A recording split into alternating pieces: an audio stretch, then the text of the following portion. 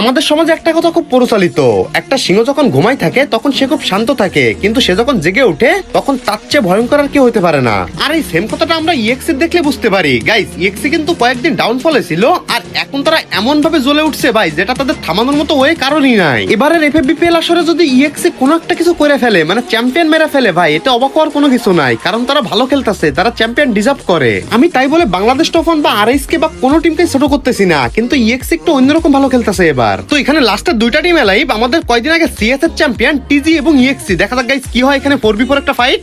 ভাই আমার মনে হচ্ছে এখানে টিজি উইন হবে, কারণ টিজির ফায়ার পাওয়ার কিন্তু অনেক ভালো, আমরা দেখছি কয়েকদিন আগে। গাইস দুইটা টিমের একটা করে নক, দেখা যাক গাইস 3 ভার্সেস 3। ভাই সেজান পোলাটা কি করতেছে, দুইটা নক দিয়ে দিছে।